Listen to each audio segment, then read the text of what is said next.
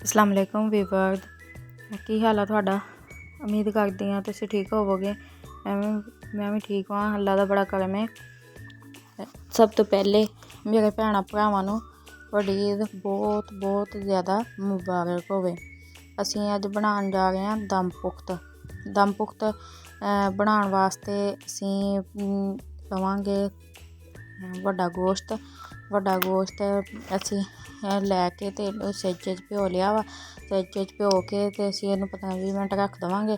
ਫਿਰ ਇਹਨੂੰ ਅਸੀਂ ਸਾਫ਼ ਪਾਣੀ ਨਾਲ ਧੋ ਲਵਾਂਗੇ। ਧੋ ਕੇ ਅਸੀਂ ਅੱਛੀ ਤਰ੍ਹਾਂ ਇਹਨੂੰ ਇੱਕ ਹਾਂਡੀ ਲਵਾਂਗੇ। ਹਾਂਡੀ ਲੈ ਕੇ ਉਹਦੇ ਵਿੱਚ ਅਸੀਂ ਗੋਸ਼ਤ ਚੰਗੀ ਤਰ੍ਹਾਂ ਫੈਲਾ ਲਵਾਂਗੇ। ਨੀਚੇ ਅਸੀਂ ਲਾਵਾਂਗੇ ਗੋਸ਼ਤ ਦੀ ਤਹਿ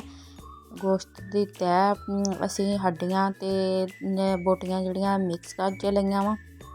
ਜੇ ਤੁਸੀਂ ਚਾਹੁੰਦੇ ਆ ਬੋਟੀਆਂ ਦੇ ਨਾਲ ਕੱਲੀਆਂ ਦੇ ਨਾਲ ਬਣਾਉਣਾ ਤੇ ਤੁਸੀਂ ਉਹ ਵੀ ਬਣਾ ਸਕਦੇ ਆ।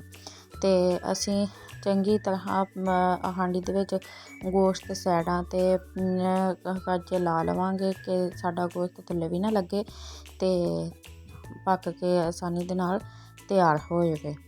ਤੇ ਇਸ ਤੋਂ ਬਾਅਦ ਅਸੀਂ ਲਵਾਂਗੇ ਆਪਣੇ ਮਸਾਲਾ ਜਾਤ ਦੇ ਵਿੱਚ ਅਸੀਂ ਲਵਾਂਗੇ ਟਮਾਟਰ ਅਸੀਂ ਉੱਪਰੋਂ ਛਿੱਲ ਲਏ ਆ ਤੇ ਦਰਮਿਆਨ 'ਚੋਂ ਲਏ ਆ ਕੱਟ।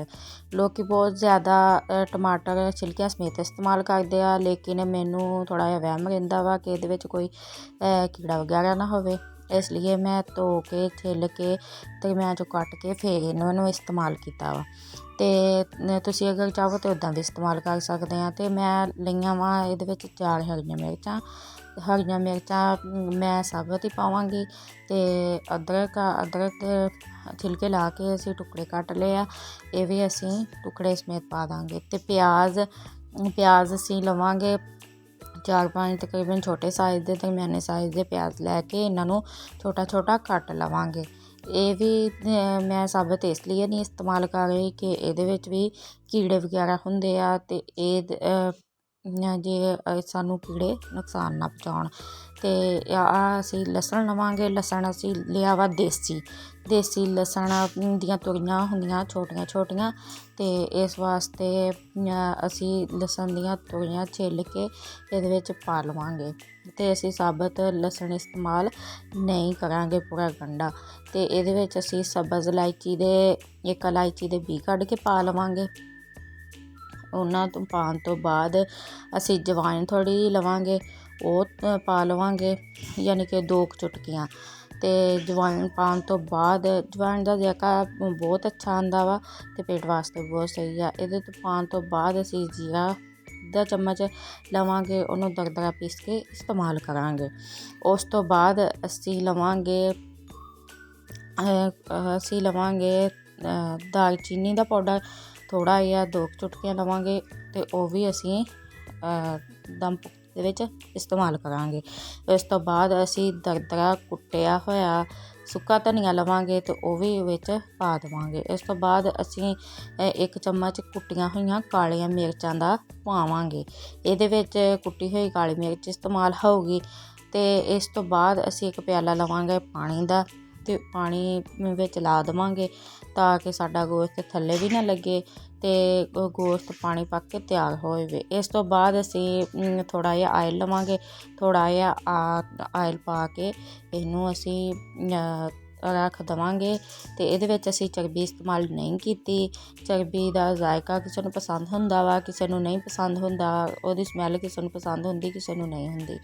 ਇਸ ਤੋਂ ਕਿ ਅਸੀਂ ਚਰਬੀ ਇਸਤੇਮਾਲ ਕਰੀਏ, ਅਸੀਂ ਚਰਬੀ ਇਸਤੇਮਾਲ ਨਹੀਂ ਕੀਤੀ। ਤੇ ਅਸੀਂ ਆਇਲ ਹੀ ਥੋੜ੍ਹਾ ਜਿਹਾ 2-3 ਚਮਚ ਇਸਤੇਮਾਲ ਕਰ ਲਿਆ ਛੋਟੇ ਖਾਣ ਵਾਲੇ। ਤੇ ਅਸੀਂ ਆਟਾ ਗੁੰਨਿਆ ਹੋਇਆ ਲਵਾਂਗੇ ਤੇ ਆਟਾ ਹਾਂਡੀ ਦੇ ਆਲੇ ਦੁਆਲੇ ਚੰਗੀ ਤਰ੍ਹਾਂ ਅਸੀਂ ਲਾ ਲਵਾਂਗੇ।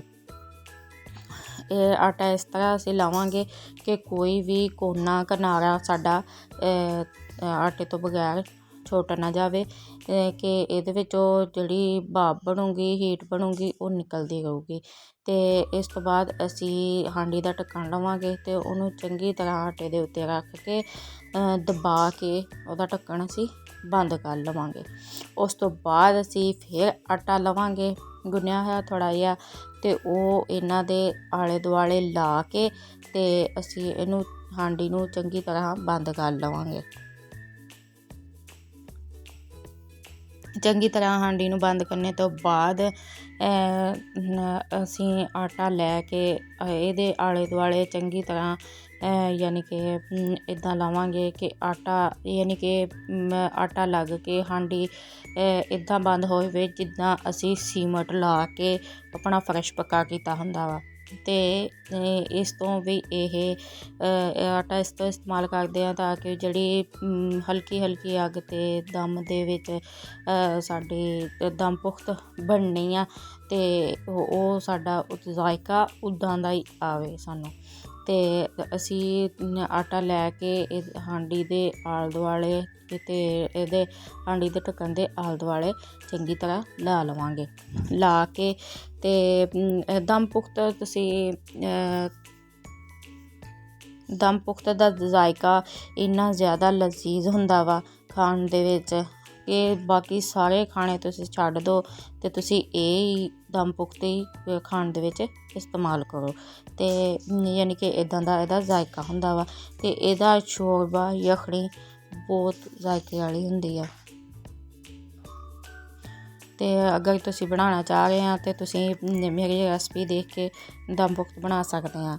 ਅਸੀਂ ਚੁੱਲ੍ਹੇ ਦੇ ਉੱਤੇ ਹਲਕੀ ਜਿਹੀ ਹੀਟ 'ਤੇ ਹਾਂਡੀ ਰੱਖ ਦੇਵਾਂਗੇ ਅਤੇ ਇਹਨੂੰ 2 ਘੰਟੇ ਵਾਸਤੇ ਅਸੀਂ ਪਕਾ ਲਵਾਂਗੇ। 2 ਘੰਟੇ ਪਕਾਉਣ ਤੋਂ ਬਾਅਦ ਅਸੀਂ ਜਿਹੜਾ ਆਟਾ ਵਾ ਉਹ ਇੱਦਾਂ ਤਾਂ ਖੁੱਲ੍ਹੂਗਾ ਨਹੀਂ, ਅਸੀਂ ਛੁਰੀ ਦੇ ਨਾਲ ਆਟੇ ਨੂੰ ਚੰਗੀ ਤਰ੍ਹਾਂ ਲਾ ਲਵਾਂਗੇ। ਲਾ ਕੇ ਅਸੀਂ ਆਪਣੀ ਦਮ ਪੁਖਤ ਹਾਂਡੀ ਨੂੰ ਚੈੱਕ ਕਰਾਂਗੇ ਵੀ ਉਹ ਕਿੱਦਾਂ ਦੀ ਬਣ ਕੇ ਤਿਆਰ ਹੋਈ ਆ।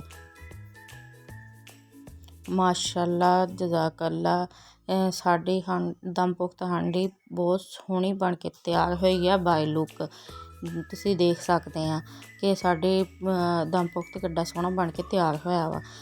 ਹੁਣ ਅਸੀਂ ਇਹਨੂੰ ਡਿਸ਼ ਆਊਟ ਕਰਾਂਗੇ ਅਤੇ ਅਸੀਂ ਫਿਰ ਸਰਵ ਕਰਾਂਗੇ। ਅਤੇ ਤੁਸੀਂ ਵੀ ਅਗਰ ਘਰ ਦੇ ਵਿੱਚ ਦਮ ਪੁਖਤ ਬਣਾਉਣਾ ਚਾਹੋ ਤਾਂ ਮੇਰੀ ਰੈਸਪੀ ਦੇਖ ਕੇ ਬਣਾ ਸਕਦੇ ਹਾਂ।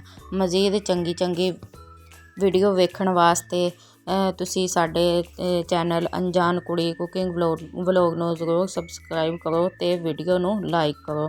ਹੁਣ ਅਸੀਂ ਇਜਾਜ਼ਤ ਚਾਹੁੰਦੇ ਹਾਂ। ਅੱਲਾ ਹਾਫਿਜ਼।